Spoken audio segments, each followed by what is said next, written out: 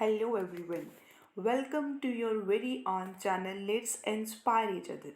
I hope आप सभी की जो प्रिपरेशन है वो बिल्कुल ऑन ट्रैक चल रही होगी और आपके पेपर 2 के साथ साथ आप पेपर 1 की भी प्रिपरेशन अच्छे से करें। ठीक है, सो आज हम स्टार्ट कर रहे हैं आपका next topic, preparation and presentation of company final accounts. And I hope कि इससे पहले जितने भी टॉपिक्स मैंने आपको करवाए हैं आपको अच्छे से समझ आ गए होंगे। लेकिन अगर नहीं भी समझ आए तो आप किसी भी टाइम कमेंट बॉक्स में अपने डाउट्स को पूछ सकते हैं and I will definitely try to solve that. So आज हम स्टार्ट करने जा रहे हैं आपके कंपनी के फाइनल अकाउंट्स। सबसे पहली बात कि ये बहुत ही इजी टॉपिक है, लेकिन ये इजी तभी है जब आप लोग इसे अच्छे से समझोगे और अच्छे तरीके से इसे गेट करोगे, तब ये आपके लिए टॉपिक बहुत ही इजी होगा। सो बात करते हैं कि कंपनी फाइनल अकाउंट्स कि फाइनल अकाउंट होते क्या हैं। जो फाइनल अकाउंट्स होते हैं वो क्या होते हैं, किसी भी कंपनी के किसी भी बिजनेस की उसकी क्या होती है, उसकी बेसिक होते हैं। तो हम कैसे बोलेंगे कि उसकी ये बेसिक है, बोलो। बिल्कुल, ये बेसिक इसलिए होते हैं बिकॉज ये हमें क्या बताते हैं, किसी भी कंपनी की फाइनेंशियल पोजीशन और उसको प्रॉफिट हो रहा है या फिर लॉस हो रहा है। ये सारी चीज़ें हमें कौन बताता है, बिल्कुल आपके कंपनी के फाइनल अकाउंट्स ही हमें बताते हैं कि कंपनी घाटे में चल रही है या फिर उसको प्रॉफिट्स हो रहे हैं, उसकी फाइनेंशियल पोजीशन क्या है, उसकी एसेट्स कितनी है और उसकी लाइबिलिटीज़ कितनी है। और ये सारी इन्फॉर्मेशन हमने पहले कहीं पढ़ा था ना कि ये सारी इन्फॉर्मेशन में कौन इंटरेस्ट लेता है, कौन इंटरेस्टेड होता है कि हमें ये सारी इन्फॉर्मेशन मिल जाए किसी कंपनी के बारे में। सोचो सोचो, हमने फर्स्ट क्लास में डिस्कस किया था कि users of financial information system और कौन कौन सी पार्टीज होती हैं जो इंटरेस्टेड होती हैं ये जानने के लिए कि कौन कौन सी हमारी क्या है कि इस कंपनी को प्रॉफिट हो रहा है या लॉस हो रहा है। सो आपके रिवीजन के लिए आप लोग क्या करोगे कि कमेंट बॉक्स के अंदर कमेंट करोगे कि कौन कौन सी पार्टीज होती है वो इंटरेस्टेड होती है किसी के भी फाइनेंशियल इन्फॉर्मेशन को जानने के लिए। सो अब हम स्टार्ट करते हैं कि preparation of final account is the final step in the accounting cycle. कि जो आपकी अकाउंटिंग साइकिल है जिसके अंदर सबसे पहले हम जर्नल बनाते हैं, लेजर बनाते हैं, ट्रायल बैलेंस बनाते हैं, जैसे कि हमने पहले डिस्कस किया। ट्रायल बैलेंस के बाद हम क्या बनाते हैं, आपके फाइनल अकाउंट्स बनाते हैं। और ये जो आपका कंप्लीट अकाउंटिंग साइकिल होता है उसका बिल्कुल फाइनल एंड लास्ट स्टेप होता है। और लास्ट स्टेप ये बहुत ही क्रूशियल और बहुत ही इंपॉर्टेंट स्टेप होता है। Final accounts are prepare to achieve the objectives of accountancy. ये बात भी आपको क्लियर होनी चाहिए कि जो आपके फाइनल अकाउंट्स हैं ये किस में हेल्प करेंगे, आपकी अकाउंटिंग के बेसिक ऑब्जेक्टिव्स को अचीव करने के लिए। हमने जब अकाउंटिंग के ऑब्जेक्टिव्स डिस्कस किए थे फर्स्ट क्लास के अंदर, तब मैंने आपको बताया था कि हमारा क्या ऑब्जेक्टिव होता है कि हमें प्रॉफिट एंड लॉस के बारे में पता चले, हमारी फाइनेंशियल पोजीशन के बारे में पता चले। और ये सारी चीज़ें हमें कहाँ से पता चलती हैं, ये सारी चीज़ें हमें पता चलेंगी फाइनल अकाउंट से। सो in order to know the profit or loss by a firm trading in profit loss account and income statement is prepared. So profit and loss account को जानने के लिए हम क्या बनाते हैं, हम बनाते हैं trading and profit and loss account. और इन्हीं को हम क्या बोल देते हैं, इनकम स्टेटमेंट। इनको प्रिपेयर किया जाता है। ठीक है, उसके बाद आपकी हमने बात की थी फाइनेंशियल पोजीशन की। और जो आपकी फाइनेंशियल पोजीशन है उसको जानने के लिए हम क्या प्रिपेयर करते हैं, बैलेंस शीट। ठीक है, इसको फाइनेंशियल पोजीशन को जानने के लिए हम बैलेंस शीट प्रिपेयर करते हैं। ये हमें क्या बताती है कि किसी भी कंपनी की एक पर्टिकुलर टाइम पे क्या फाइनेंशियल कंडीशन है, वो हमें कहाँ से पता चलेगी, बैलेंस शीट से पता लगेगी।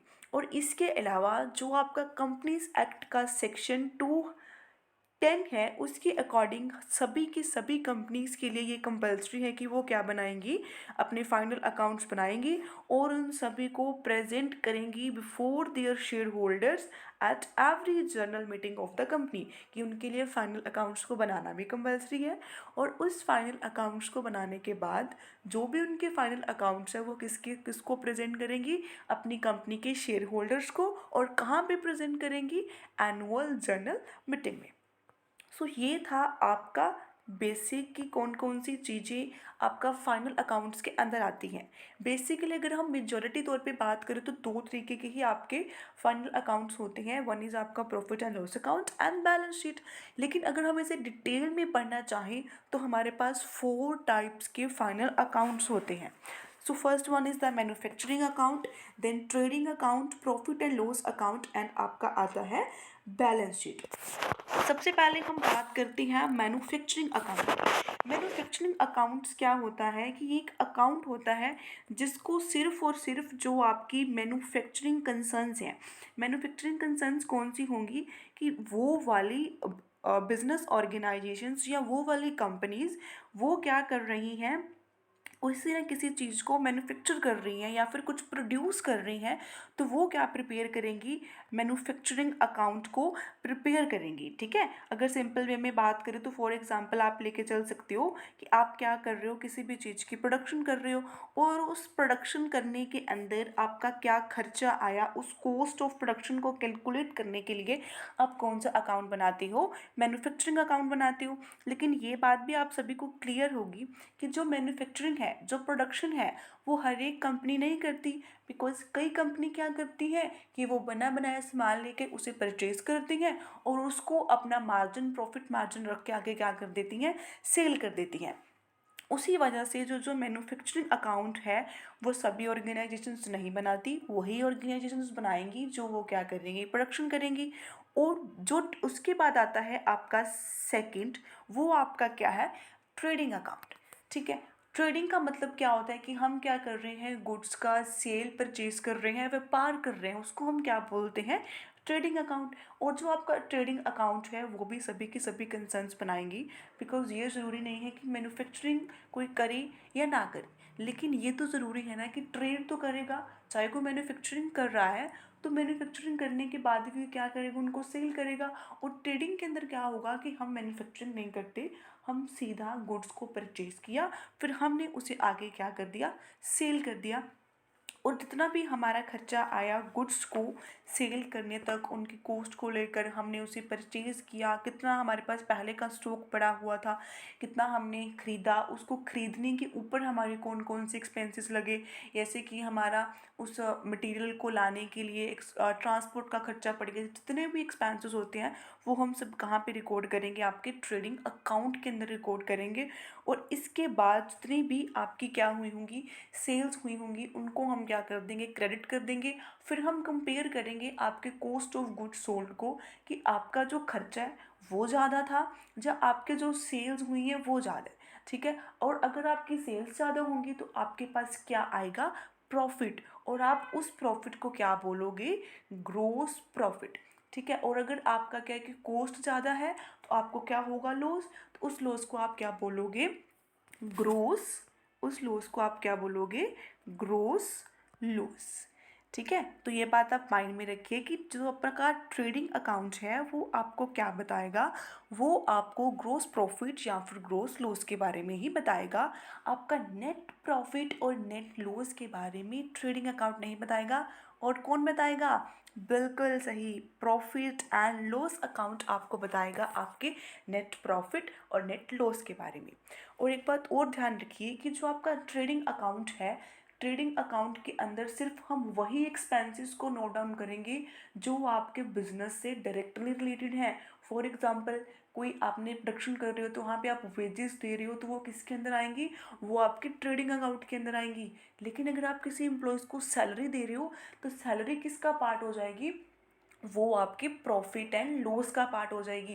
जितने भी आपके डायरेक्ट एक्सपेंसेस है वो आप ट्रेडिंग अकाउंट के अंदर रिकॉर्ड करोगे, और जो भी आपके इनडायरेक्ट नेचर के एक्सपेंसेस आप उनको कहाँ पे रिकॉर्ड करोगे, प्रॉफिट एंड लॉस अकाउंट के अंदर आप उनको क्या करोगे, रिकॉर्ड करोगे। आई होप यहाँ तक आपको क्लियर हो गया होगा कि जब एक फर्म ने ट्रेडिंग अकाउंट बना लिए, अब वो ये जानना चाहते हैं कि ये तो हमारा मोटा मोटा होगा कि परचेजिंग पे कितना खर्चा होगा, कितनी हमारी सेल्स होगी, लेकिन इसके अलावा भी और खर्चे होते हैं कि आपने एक ऑफिस बनाया हुआ है, उस ऑफिस के अंदर आप स्टाफ को सैलरी दे रहे हो, मैनेजर को कमीशन दे रहे हो, उस ऑफिस का रेंट आ रहा है ना, कुछ इलेक्ट्रिसिटी का बिल आ रहा है। और ये सारी चीज़ें हम ट्रेडिंग अकाउंट में ना नोट करके कहाँ पे रिकॉर्ड करेंगे, आपके प्रॉफिट एंड लॉस अकाउंट के अंदर इनको क्या किया जाता है, रिकॉर्ड किया जाता है।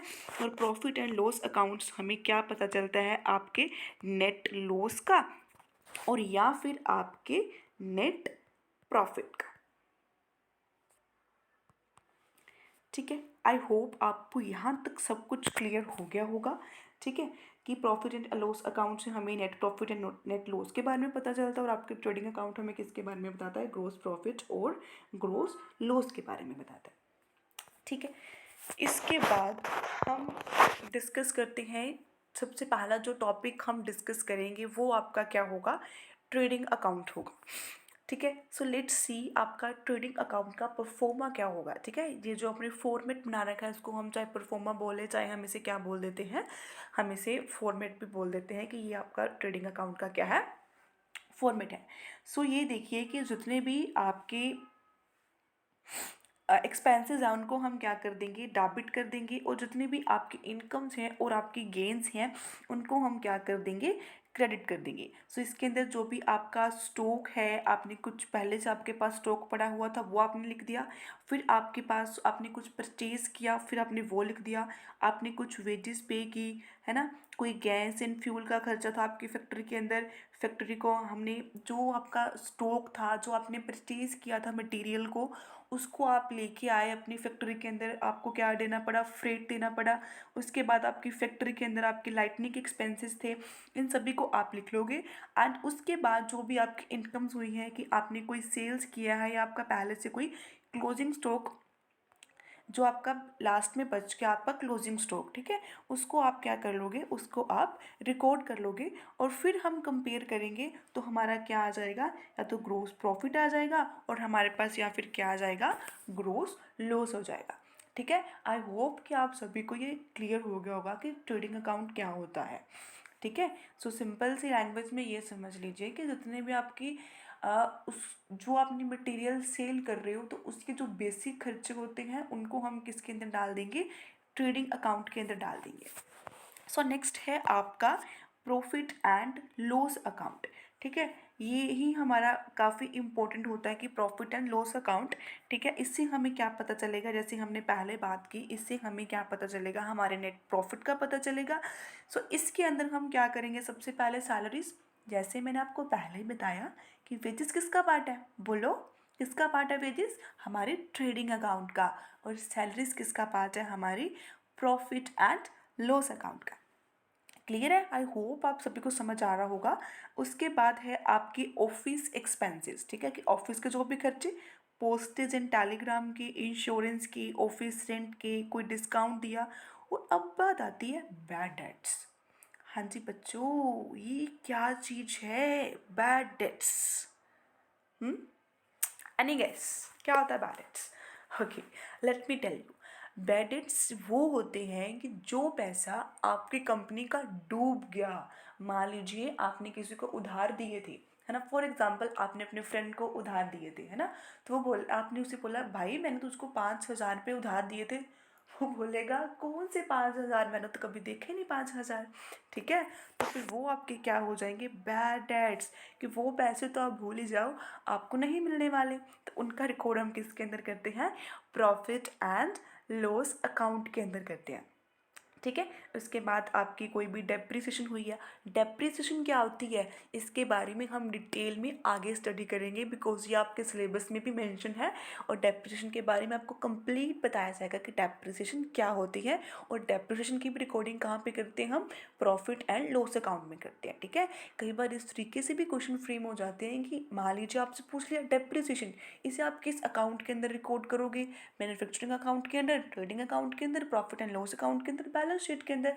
तो आपको पता होना चाहिए कि डेप्रिसिएशन बैड डेट से हम किसके अंदर रिकॉर्ड करते हैं, प्रॉफिट एंड लॉस अकाउंट के अंदर। ठीक है, इसके अलावा जो आपने कोई भी मैनेजर को कमीशन पे किया वो आ जाएगी, और जो भी आपका पहले जो हमने ग्रोस प्रॉफिट हमारा हुआ था ट्रेडिंग अकाउंट के अंदर, उसको हम क्या कर लेंगे, ब्रॉड डाउन कर लेंगे। ठीक है, ये जो BND लिखा हुआ है इसका मतलब क्या होता है, brought down.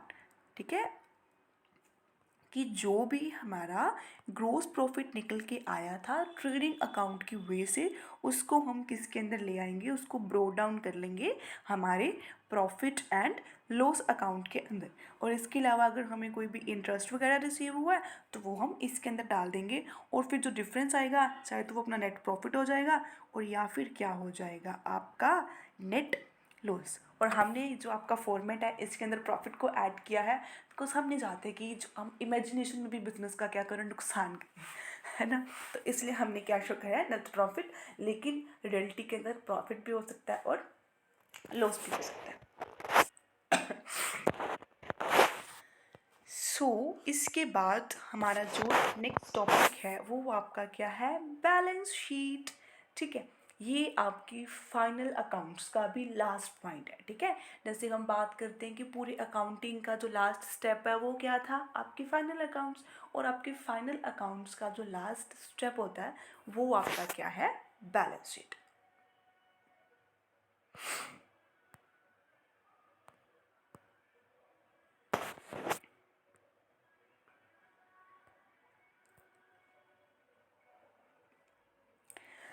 So balance sheet के अंदर वही सारी चीज़ें हैं, देखो, लायबिलिटी, एसेट और आपकी कैपिटल।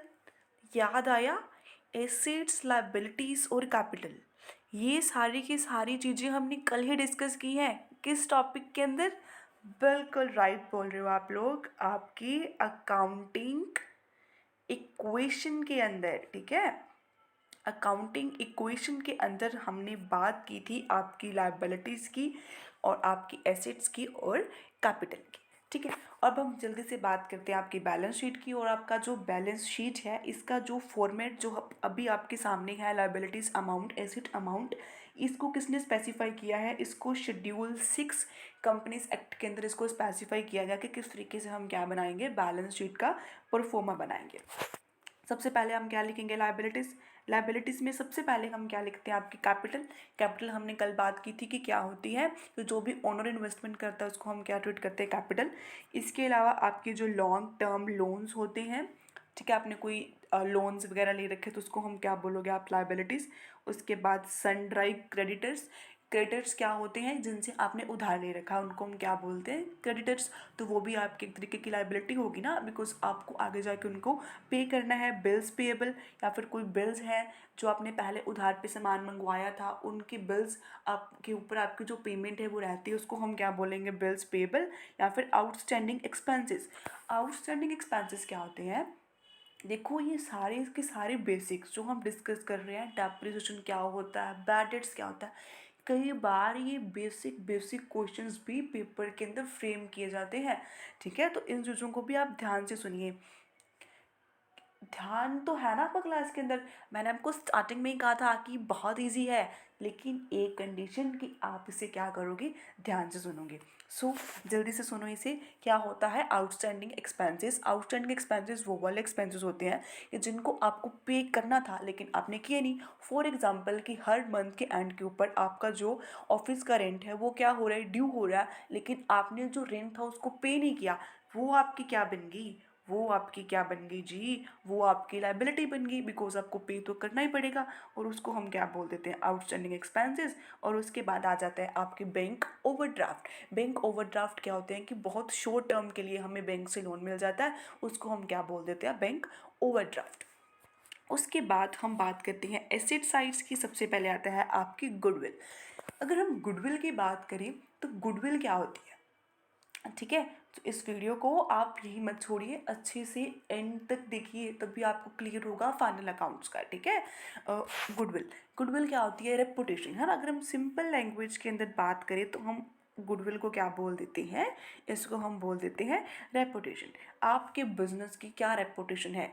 फॉर एग्जाम्पल आपके माइंड में आपने बोला मैकडी, है ना, तो आपके मन में अच्छी अच्छी के वहाँ पे अच्छा अच्छा खाने को मिलेगा, वाओ, है ना, चीज़ बर्गर, चीज़ सैंडविच, ये सभी चीज़ें सोचते ही हमारे मुंह में क्या आ जाता है, पानी आ जाता है। तो मतलब उनकी गुडविल इतनी अच्छी है हमारे माइंड के अंदर। ठीक है, और जो ये जो गुडविल होती है ना, इसको भी हम क्या ट्रीट करते हैं, एज एन एसेट ट्रीट करते हैं। उसके बाद land, building, plant and machinery, furniture, आपका कोई भी क्लोजिंग स्टॉक है, रॉ मटेरियल है, वर्क इन प्रोग्रेस है, फिनिश्ड गुड्स है, और डेटर्स।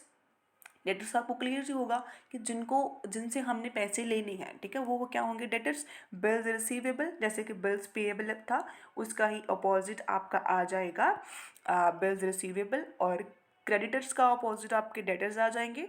और आउटस्टैंडिंग एक्सपेंसेस का अपोजिट आपका क्या आ जाएगा, prepaid expenses, cash at bank and cash in hand. ठीक है। इसके अलावा आप एक चीज़ और नोट कीजिए, आपने एक चीज़ नोट की होगी कि यहाँ पे हम कहाँ से स्टार्टिंग कर रहे हैं, गुडविल से स्टार्टिंग कर रहे हैं और एंड कहाँ पे हो रहा है, कैश इन हैंड से हो रहा है। ठीक है, तो इसको हम क्या बोलते हैं, ये आपका एक ऑर्डर होता है जिसको हम क्या बोलते हैं, इसको भी ध्यान में रखिएगा, ऑर्डर ऑफ परमिनेंस। ठीक है, इसको हम क्या बोलते हैं, ऑर्डर ऑफ परमिनेंस। ये क्या होता है कि जो हमारी मोस्ट लिक्विड एसेट है, मोस्ट लिक्विड एसेट, लिक्विड का मतलब क्या होता है कि जिसको हम इजीली कैश के अंदर कन्वर्ट कर सकते हैं, उसको हम सबसे नीचे लिखते हैं। फिर उससे ऊपर जो उससे ज़्यादा कम लिक्विड है, फिर उससे कम लिक्विड, उससे कम लिक्विड, और टॉप में जो सबसे कम लिक्विड है। ये चीज़ सोचिए कि जो आपकी गुडविल है, जो आपकी रेपुटेशन है, क्या आप उसको कैश में कन्वर्ट कर सकते हो? नो डाउट वो आपकी एसेट है, बिकॉज वो आपको बेनिफिट प्रोवाइड कर रही है, आपका नाम सुनते ही लोग आपके पास आ रहे हैं, लेकिन क्या आप उसको कैश में कन्वर्ट कर सकते हो? नहीं। इसी वजह से हमने इसको क्या लिखा है, सबसे पहले लिखा है। और इस ऑर्डर को हम क्या बोलते हैं, ऑर्डर ऑफ परमिनेंस, कि जो आपकी मोस्ट लिक्विड एसेट है वो कहाँ पे आएगी, लास्ट पे आएगी, और जो सबसे लीस्ट लिक्विड एसेट है वो कहाँ पे आएगी, टॉप पे आएगी। और इसके अकॉर्डिंग आप क्या करोगे, आपकी बैलेंस शीट के अंदर चीज़ों को नोट डाउन करोगे।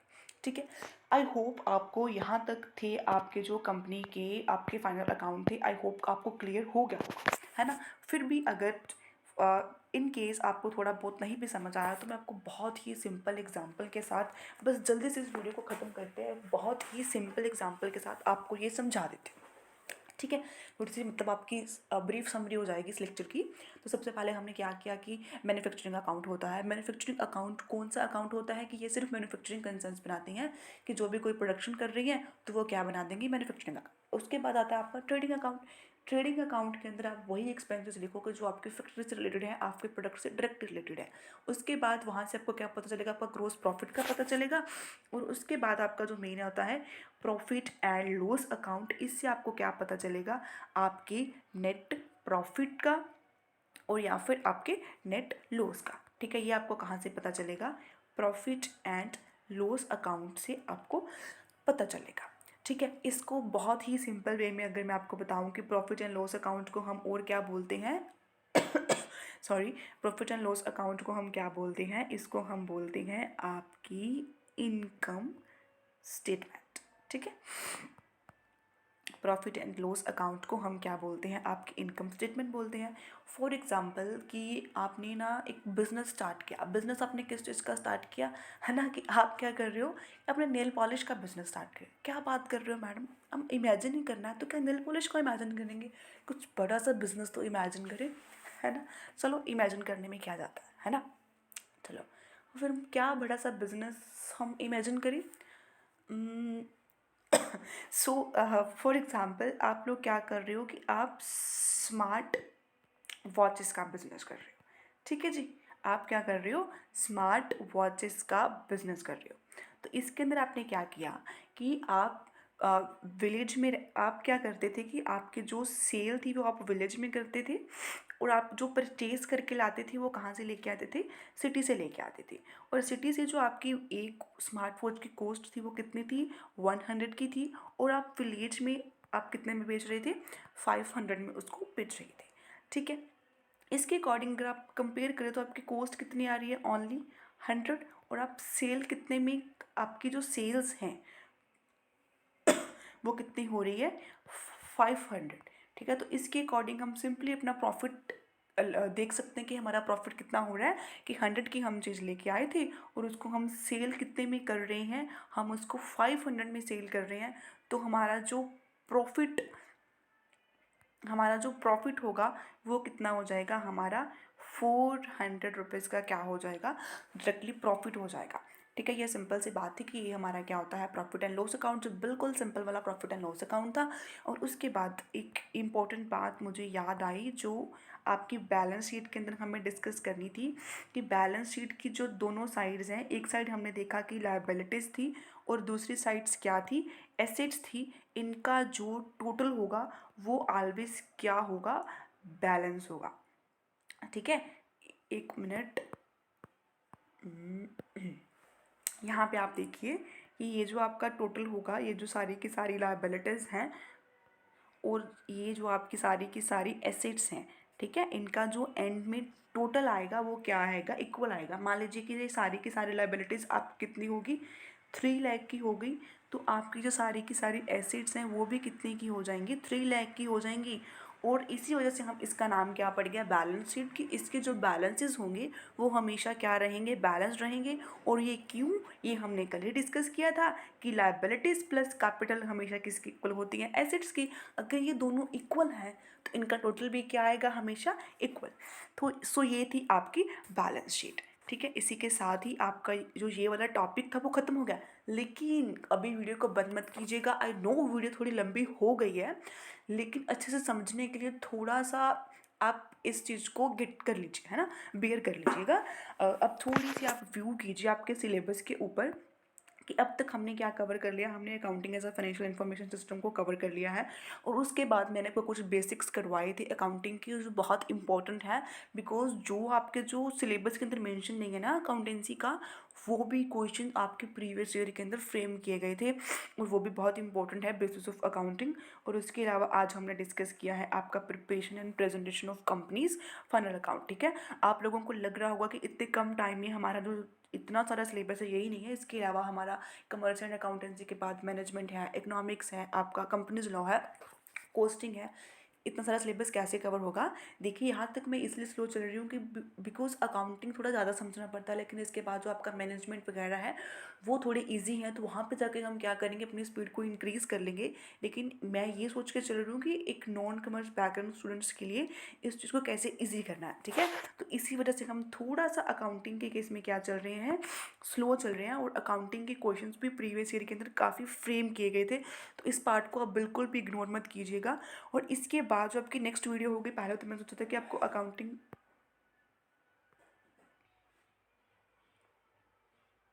इसके साथ ही मैं आपको क्या कराऊंगी, अकाउंटिंग स्टैंडर्ड स्टार्ट करवा दूंगी। लेकिन जब मैंने आपके प्रीवियस ईयर पेपर को रिव्यू किया तो मुझे पता चला कि जो सिलेबस अकाउंटिंग का यहाँ पे मेंशन नहीं है, वहाँ से भी आपके क्वेश्चंस पुट आउट हो रहे हैं। जैसे कि आपके पार्टनरशिप अकाउंटिंग होगी, वहाँ से क्वेश्चन आए हुए थे। जो आपके अकाउंटिंग के बेसिक रूल्स होते हैं, जिसको हम टाइप्स ऑफ अकाउंट्स बोलते हैं, या फिर रूल्स होते हैं हमारे डेबिट क्रेडिट के, वहाँ से भी क्वेश्चन आए हुए थे। सो जो नेक्स्ट आपकी वीडियो होगी वो आपके जो मिसलिनियस टॉपिक्स होंगे अकाउंटिंग के, उसके ऊपर होगी। वो पहले क्यों मिसलिनियस टॉपिक की, बिकॉज वो है, वो एक बेस ही है अकाउंटिंग का। अगर आप उनको पहले कर लोगे तो बाद वाले टॉपिक आपके लिए क्या हो जाएंगे, थोड़े से ईजी हो जाएंगे। एंड अब वीडियोस थोड़ी सी लंबी होंगी, बिकॉज आप लोगों को भी पता है कि सिलेबस आपका ज़्यादा है, तो उसके लिए हमें क्या करना है, अच्छे से प्रिपेयर भी करना। थोड़ी सी लंबी हो जाएंगी, तो प्लीज़ उनको कंप्लीट वॉच कीजिएगा, ताकि आपकी कंप्लीटली जो आपको समझ में आ जाए। अगर कोई भी डाउट है तो आप कमेंट बॉक्स के अंदर कभी भी पूछ सकते हो। सो अगर आपको ये वीडियोस पसंद आ रही हो तो प्लीज़ थम्स अप कीजिए, बिकॉज ये हम लोगों को क्या करेगा, मोटिवेट करेगा, और हम और भी अच्छे तरीके से क्या करेंगे, इसकी प्रिपरेशन करेंगे। सो अगर आपने अभी तक चैनल को सब्सक्राइब नहीं किया तो do subscribe this channel and share with your friends, ताकि आपके फ्रेंड्स की भी हेल्प हो जाए। और कीप स्टडिंग, थैंक यू।